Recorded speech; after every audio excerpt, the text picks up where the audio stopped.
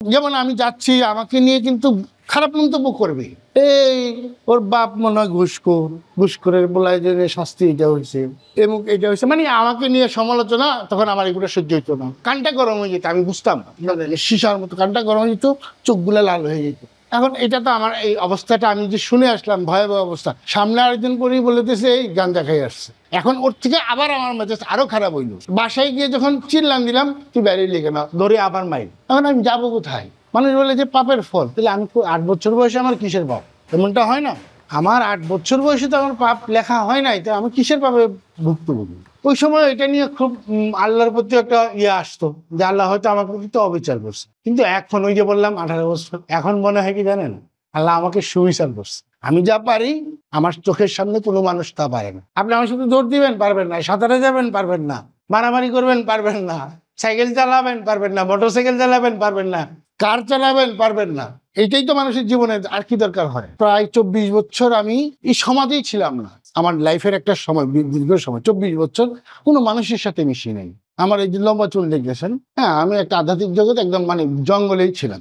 বিভিন্ন জায়গায় জঙ্গলে, বনে, জঙ্গলে, মাঝারে, স্টেশনে একটা সালা পিন্দা থাকতাম, সারাক্ষণ করতাম 18 বছর। এই যে বললাম না, 18 বছরের বনবাসের যে জিনিসটা পাইলাম সেটা হচ্ছে কি মোটিভেশন। যেটা এখন ফেসবুক মোটিভেশন হয়, বিভিন্ন অনুষ্ঠানে ছেলে মেয়েদেরকে মোটিভেশন করায়, কিন্তু আমাদের যে আমলটা মানে সেই 90 দশকের যুগটাতে মোটিভেশন বলতে বেতের বাড়ি, চিল, ঘুষি, মায়া।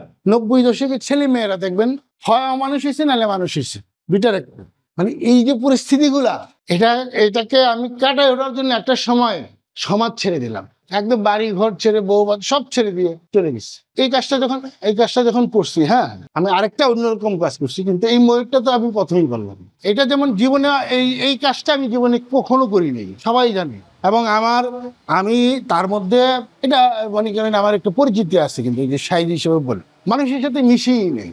তারপরে যখন আমি ফিরে আসলাম, তখন আমাকে প্রথম মানুষের সাথে মিশতে, মানে দেশ যে 24 বছর অনেক পরিবর্তন হয়ে গেছে, এটা আমার অনেকদিন সময় নিচ্ছে আবার। হ্যাঁ, তারপরে এখন একটা কাজ করতে হবে, বয়স হয়ে গেছে, বিয়ে করছি, কাজ কি করব? তখন একটা ব্যবসা করলাম, ব্যবসা যখন ধ্বংস হয়ে গেল, তখন এই কাজটা ওইভাবে ঢুকেছি। ঘুম থেকে উঠে দেখি যে হাত নাই। মানে এটা একদম রিয়েল এবং সত্য যে আমার সবাই আছে বিয়ে খেতে অনুষ্ঠানে, আমাকে নেয় নাই, আমাকে একা রেখে গেছে। আমার বড় মামা, ওনার বড় মেয়ে বিয়ের সময় আমার আম্মাকে এভাবে বলে গেছে, তুই সবাইকে নিয়ে যাস, রিপনকে নিস না, আমি তো ওই লেফটেন্যান্ট নেভির, ওখানে নিয়ে গেলে ওকে আমার সম্মান থাকবে না। তখনকার যুগ, হয়তো এখন যদি মামা বেঁচে থাকতো জানি না উনি এভাবে বলতো কিনা, কিন্তু এই কথাটা আমার মনে মানে এমন ভাবে দাগ কাটছে, ওই সময় অনেক কষ্ট হয়েছে আমার। এইটা জগৎ যে একটা বিষয়, মানুষ যখন প্রতিবন্ধী হয়ে যায়, এই সমাজ, এই দেশ সহজভাবে নেয় না।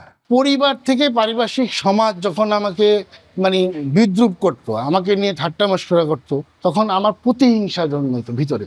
খালি বলতাম যে আমি সুযোগ পাইলে কি করব, এটার প্রতিশোধ নেব, মানে এই ধরনের খুব।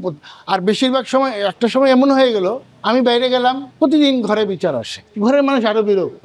কারণ কি, আসলে আমি তো বাইরে গেলেই আমার মাথা সেন্টিমেন্ট হয়ে যাচ্ছে, মানুষ আমাকে এভাবে বিদ্রুপ করতেছে, আমি এটা সহ্য করতে পারতেছি না। এটা কিন্তু ওরা বুঝতেছে না, কেউ আমাকে ওভাবে বোঝে নাই। তো সবার দোষ কি, তুই দোষ, তুই যাস কেন, ভাইরাস কেন, তুই ভাইরাস কেন। সবাই বলছে যে ও আরো শেষ হয়ে গেল, শেষ, আমাকে সৃষ্টি হবে। যা হলে ওই সময়টা যখন থাকতাম, হয়তো আমি মরে যেতাম, নাহলে কাউকে মেরে ফেলতাম, আমার দ্বারা অনেক খারাপ কাজ হয়ে যেত। কারো কথা ভালো লাগতেছে না, মানে তখন আসলে আমি যাচ্ছি, আমার কেন এই অবস্থা। আপনার 2 হাত আছে, আপনার কিন্তু সব কিছুতে মানে আপনি যে করতে হবে আপনার এটা প্রয়োজন নাই। হ্যাঁ, তো সবই আল্লাহর খেলা। মানুষ ইচ্ছে করলে, যে কোনো মানুষ যে কোনো বিষয় নিয়ে যদি ইচ্ছা করে, সে তার পরিবর্তন না পৃথিবীরও পরিবর্তন করতে পারে। এটা আমি ধারণা করি, আমি বিশ্বাস করি। একাকিত্ব ছাড়া কখনো নিজেকে খুঁজে পাওয়া যায় না। ধীরতা, স্থিরতা, একাগ্রতা, এই 3টা মাধ্যম যখন বুঝতে পারে মানুষ, এই 3টা বিষয়ের মধ্যে যখন ডুব দেয়, তখন সে নিজের অস্তিত্ব বুঝতে পারে মানুষ। তার আগে সম্ভব না। জ্ঞান একটা হচ্ছে মুখস্থ বিদ্যা, মানে নকল, সোজা কথা। আমরা শিক্ষিত হচ্ছি নকল বিদ্যায়, অন্যের ধার করা জ্ঞান। অন্য রবীন্দ্রনাথ যে কবিতাটা লিখছে, নজরুল যা করে গেল, যারা সৃষ্টি করে গেল, তারা কিন্তু করতে শিখে সৃষ্টি করেনি। তাহলে আমাকে শিখে কেন সৃষ্টি করতে হচ্ছে? আসলে আমি আমাকে চিনতে পারিনি, এরকম অনেক প্রশ্ন আমার মধ্যে কাজ করত। এভাবেই মানে ওই জগৎটাতে হারিয়ে যাওয়া। তখন ওরা ভাবতো যে এর মধ্যে কি জিন আছে নাকি, এখন দেখলাম এখানে এখন নাই। কারণ ওরা তো আর এটা জানে না যে ও পালাই যাবে, তাহলে আমার তো প্ল্যান আছে কি, আমি সবসময় প্রস্তুত থাকি। সেজন্য আসলে আমার প্রস্তুতিটাই হচ্ছে কি, এটাকে এক্সট্রা, অনেকে বলে ম্যাজিক ম্যান, অনেকে বলে জিন আছে, অনেকে এটা আছে সেটা আছে। আসলে মানুষের মধ্যেই প্রকৃত অর্থেই তার নিজস্ব একটা অস্তিত্ব আছে। যখন সে প্ল্যান করে কিছু করে তখন কিন্তু সে সাকসেস হয়, ঠিক না? যদি এই সমাজ আমাকে তৈরি করে দিছে, এটাও সত্য, এবং এই সমাজ ইচ্ছে করলে আমাকে আরো সুন্দর করে দিতে পারে, এটাও সত্য।